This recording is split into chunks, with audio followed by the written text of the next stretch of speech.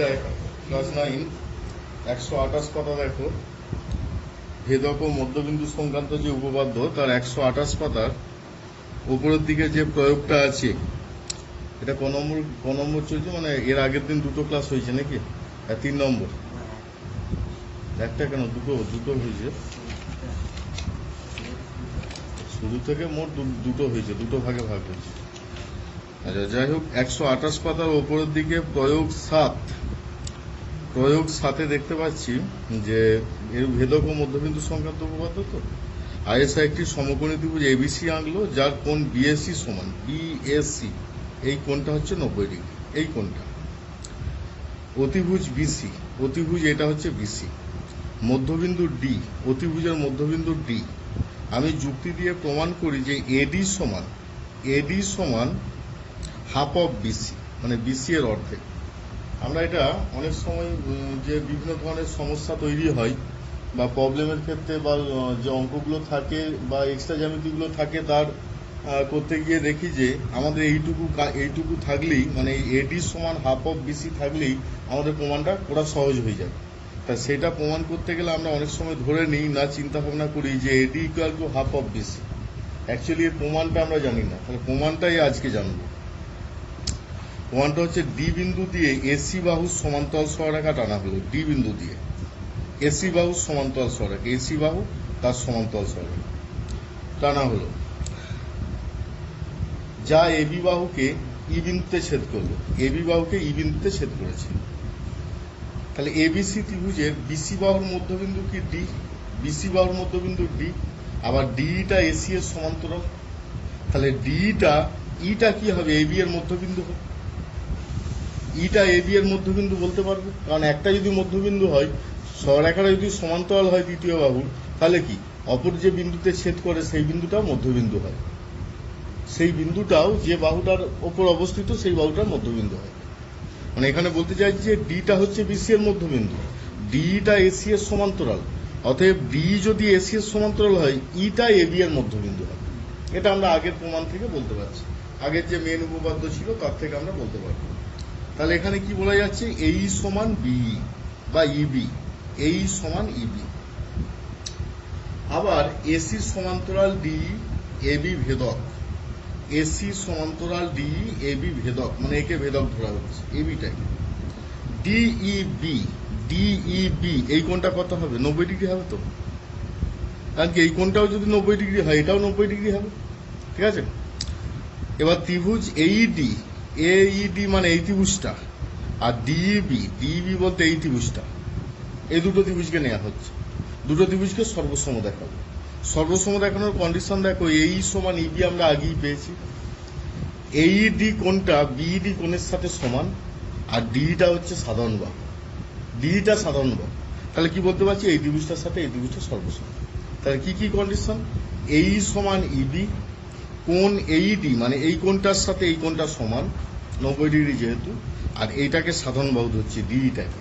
তাহলে এই বাহু, এই ত্রিভুজের সাথে এই ত্রিভুজ সর্বসম। সর্বসম হওয়া মানে তারা সব দিক থেকে সমান হবে। এই কোণ এই বাহুর সাথে এই বাহু কি সমান হবে?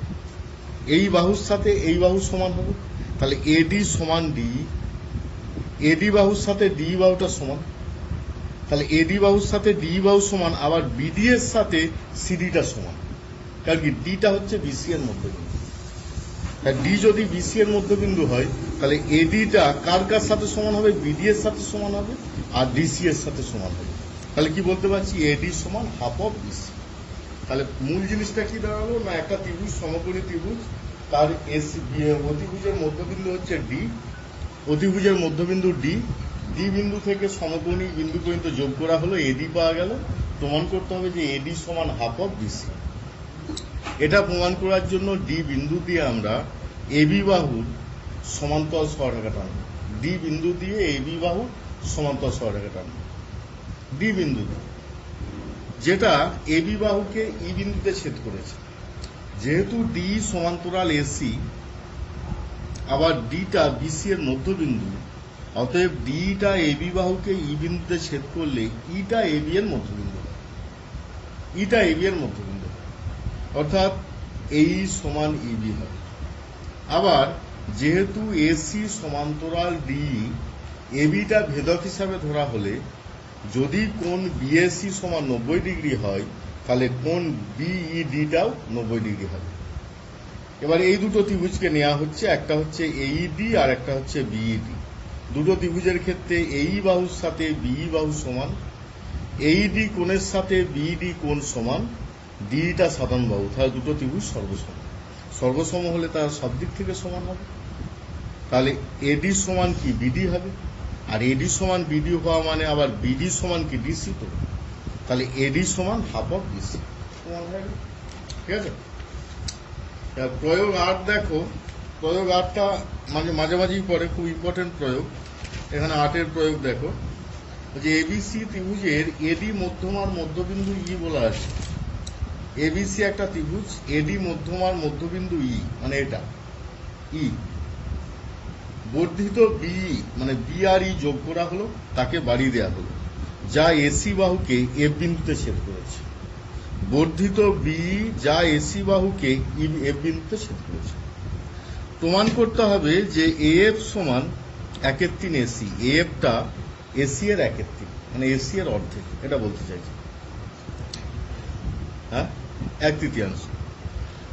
এবার দেখো আমরা যেটা করব, যে ডি বিন্দু দিয়ে বিএফ এর সমান্তরাল সরলরেখা টানবো। ডি বিন্দু দিয়ে বিএফ এর সমান্তরাল সরলরেখা, বিএফ সরলরেখার সমান্তরাল সরলরেখা টানা হলো, যা এসি বাহুকে জি বিন্দুতে ছেদ করেছে। জি বিন্দুতে ছেদ করেছে এসি বাহুকে, এসি বাহুকে জি বিন্দুতে ছেদ করেছে। তাহলে আমরা এখানে দুটো ত্রিভুজ পাচ্ছি। দেখো এ ডি জি একটা ত্রিভুজ পাচ্ছি, এ ডি জি ত্রিভুজ একটা, আর একটা বি এফ সি ত্রিভুজ। একটা হচ্ছে এ ডি জি ত্রিভুজ, আর একটা হচ্ছে বি এফ সি ত্রিভুজ। ঠিক আছে, দুটো ত্রিভুজের ক্ষেত্রেই, এই ত্রিভুজের ক্ষেত্রে ইটা হচ্ছে মধ্যবিন্দু এডি বাহু, আর এই ত্রিভুজের ক্ষেত্রে এফসি বাহুর বিসি বাহুর মধ্যবিন্দু হচ্ছে ডি। তাহলে ডি আর ই এরা মধ্যবিন্দু। ইটা হচ্ছে এডি বাহুর মধ্যবিন্দু, আর ডিটা হচ্ছে বিসি বাহুর মধ্যবিন্দু। আবার দেখো বিএফটার সমান্তরাল হচ্ছে ডিজি। তাহলে বিএফ যদি ডিজি এর সমান্তরাল হয়, ইএফটা কি হবে? ডিজি এর সমান্তরাল হবে। ইএফ ডিজি এর সমান্তরাল, তাহলে কি বলতে পারছি, ইটা যদি এডি এর মধ্যবিন্দু হয়, এফটা এজি এর মধ্যবিন্দু হবে, যেহেতু কি ইএফটা ডিজি বাহুর সমান্তরাল। তাহলে এফটা হচ্ছে এজি এর মধ্যবিন্দু। ঠিক একইভাবে বিএফসি ত্রিভুজ থেকে আমরা বলতে পারবো যে যেহেতু ডিটা এর মধ্যবিন্দু, ডিজিটা বিএফ বাহুর সমান্তরাল, তাহলে জিটা কি হবে? এফসি বাহুর মধ্যবিন্দু। জিটা এফসি বাহুর মধ্যবিন্দু। তাহলে আমরা এফটা যদি এজি বাহুর মধ্যবিন্দু হয়, এখান থেকে লিখতে পারি এফ সমান এফজি, আর জিটা যদি এফসি বাহুর মধ্যবিন্দু হয়, এর থেকে আমরা লিখতে পারি এফজি সমান জিসি। তাহলে তিনটেই সমান, এটাও সমান, এটা সমান, এটা। তাহলে আমরা কি বলতে পারছি? এফ সমান 1/3 এসি, এফ সমান 1/3 এসি। তাহলে এখানে প্রমাণ করতে গিয়ে মধ্যবিন্দুগুলো ধরেই করা হচ্ছে। প্রথম কথা, দুটো ত্রিভুজের কথা ভাব, এখানে তো বিশেষ কিছু নেই। একটা এবিসি ত্রিভুজ বলা আছে, তার এডি মধ্যমা আছে, এডি মধ্যমার মধ্যবিন্দু এফ ই নেওয়া হয়েছে, বি যোগ করে তাকে বাড়ি দেওয়া হয়েছে, যেটা এসি বাহুকে এফ বিন্দুতে ছেদ করেছে, এফ বিন্দুতে ছেদ করেছে। প্রমাণ করতে হবে যে এফ সমান 1/3 এসি, এটি প্রমাণ করবে। এটা প্রমাণ করার জন্য আমরা কি করব না, ডি বিন্দু দিয়ে বিএফ বাহুর সমান্তরাল করে একটা সমান্তরাল সরলরেখা অঙ্কন করা হলো, যা এসি বাহুকে জি বিন্দুতে ছেদ করেছে, যা এসি বাহুকে জি বিন্দুতে ছেদ করেছে। প্রমাণ করতে হবে যে এফ সমান 1/3 এসি। তাহলে এটা প্রমাণ করার জন্য আমরা দুটো ত্রিভুজের কথা ভাববো। এখানে একটা ত্রিভুজ হচ্ছে এডিজি, এখানে দেখতে পাচ্ছি এডিজি একটা ত্রিভুজ, আর একটা হচ্ছে বিএফসি। এডিজি ত্রিভুজের ক্ষেত্রে এডি বাহুর মধ্যবিন্দু হচ্ছে ই। ই বিন্দু দিয়ে যে সরলরেখাটা টানা হয়েছে ইএফ, সেটা কি ডিজি বাহুর সমান্তরাল হবে, কারণ সমান্তরাল অঙ্কন অনুসারে আমরা পাচ্ছি সমান্তরাল। তার মানে কি, ইটা যদি এডি এর মধ্যবিন্দু হয়, এফটা এজি এর মধ্যবিন্দু হবে, এফটা এজি এর মধ্যবিন্দু। আবার দেখো যে বিএফসি ত্রিভুজের ক্ষেত্রে ডিটা হচ্ছে বিসি বাহুর মধ্যবিন্দু, তাই ডিজিটা বিএফ বাহুর সমান্তরাল। তাহলে ডিটা যদি বিসি এর মধ্যবিন্দু হয়, জিটাও এফসি এর মধ্যবিন্দু হবে। তাহলে কি পাচ্ছি? এফ সমান এফজি, আবার এফজি সমান জিসি। তাহলে তিনটে ভাগ হচ্ছে এসিটা। তাহলে কি বলতে পারবো যে এসি সমান এএফ সমান 1/3 এসি। ঠিক আছে, পরের প্রয়োগ দেখো, এবিসিডি একটা সামান্তরিক, এবি এবং ডিসি বাহুর মধ্যবিন্দু, পরের বলতে 9 নম্বর প্রয়োগ, এবি এবং ডিসি বাহুর মধ্যবিন্দু যথাক্রমে দেওয়া আছে ইও এফ। এফ যোগ করতে বলছে, সি যোগ করতে বলছে, বিডি কর্ণকে যথাক্রমে পি ও কিউ বিন্দুতে ছেদ করেছে।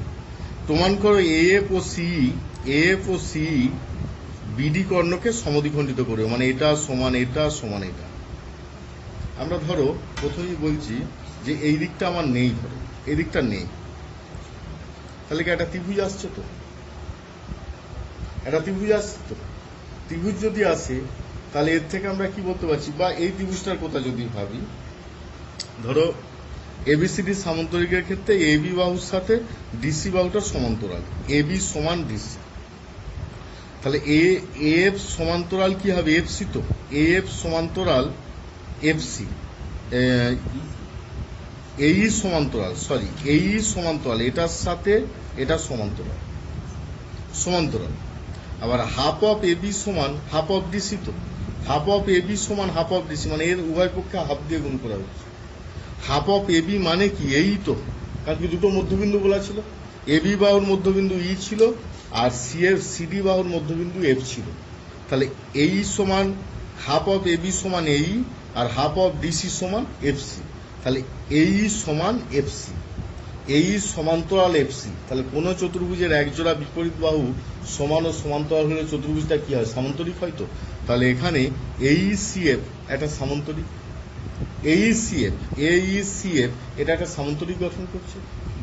এবার দেখো, মধ্যবিন্দু সংক্রান্ত সামান্তরিক গঠন করলে এফটার সাথে সিএফটা কি সমান্তরাল হবে? তো এফ সমান্তরাল সিএফ হবে। তো এফ সমান্তরাল সিএফ, তাহলে এফ সমান্তরাল সিএফ মধ্যবিন্দু সংক্রান্ত উপপাদ্য সাহায্যে আমরা বলতে পারবো বিকিউ সমান কিউপি বলতে এইটা, এই বাহুটার সাথে এই বাহুটার সমান। আবার কিউপি সমান পিডি, মানে এটার সাথে এটা সমান, মধ্যবিন্দু সংক্রান্ত উপপাদ্য অনুযায়ী। কি থেকে বলতে পারছি? এটা মধ্যবিন্দু, এটার সাথে এটা সমান কিভাবে বলছি? ধরো এই ত্রিভুজটার কথা ভাবো, এই যে ত্রিভুজটা, এই ত্রিভুজটার কথা ভাবো, এই ত্রিভুজটা এ বি পি, এই ত্রিভুজের ইটা হচ্ছে মধ্যবিন্দু, ইকিউটা এপি এর সমান্তরাল, তাহলে এটা মধ্যবিন্দু হলে কিউটা কি হবে? বিপি বাহুর মধ্যবিন্দু হবে। তো হ্যাঁ, ঠিক একইভাবে এই ত্রিভুজটার কথা ভাবো, এই ত্রিভুজটার কথা ভাবলে এফটা হচ্ছে ডিসি এর মধ্যবিন্দু, আবার এফপিটা সিকিউ এর সমান্তরাল, তাহলে পিটা কি হবে? ডিকিউ এর অর্ধেক বা ডিকিউ এর মধ্যবিন্দু। তাই এর থেকে বলতে যে এটা সমান এটা সমান এটা, তাহলে এখান থেকে বলা যাচ্ছে যে সমদ্বিখণ্ডিত করে। ঠিক আছে, তা সমদ্বিখণ্ডিত করে। তাহলে এই গেল তোমাদের প্রয়োগ 9। আর সেরকম প্রয়োগ কিছু নেই, তবে একটা যেটা উপপাদ্য যেটা আছে সেই উপপাদ্যটা করার দরকার নেই, কারণ এখানে এর শুধু স্টেটমেন্টটা জানলেই হবে। বলছে যদি তিনটি বা তার বেশি সমান্তরাল সরলরেখা যে কোনো ভেদক থেকে সমান সমান অংশ খণ্ডিত করে, তাহলে তারা অপর যে কোনো ভেদক থেকেও সমান সমান অংশ খণ্ডিত করে। এইটা সমান এটা, তাহলে এটা সমান এটা হবে, এটা সমান এটা হবে। এটাই বোঝাতে চাইছে যে দুটো সমান, তিনটে সমান্তরাল সরলরেখা, একটা দুটো তিনটে, এরা তিনটে ভেদক নেওয়া হয়েছে, এটা একটা এটা একটা এটা একটা, এটা তিনটে ভেদক। তাহলে এটা যেটা হচ্ছে যে তিনটে সরলরেখা, সমান্তরাল সরলরেখা আছে এ বি সি ডি আর হচ্ছে ইএফ, এই তিনটে সমান্তরাল সরলরেখাকে ভেদক দিয়ে ভাগ করা, মানে ভেদক ছেদ করেছে। পি কিউ একটা ভেদক আর হচ্ছে X Y, G H I J K L এই বিন্দুতে ছেদ করেছে। তাহলে বলতে চাইছে এই যে ছেদিতাংশগুলো, এই ছেদিতাংশের সাথে এটা সমান হবে, এর সাথে এটা সমান হবে, এর সাথে এটা সমান। তাহলে এটার প্রমাণ আলাদা করে করার দরকার নেই, এটা তোমাদের মানে মূল্যায়নে অন্তর্ভুক্ত নয়। তাহলে এই গেল তোমাদের মোটামুটি যে উদাহরণ বা মেন উপপাদ্য যা আছে সেগুলো অনুশীলনী করানো হবে।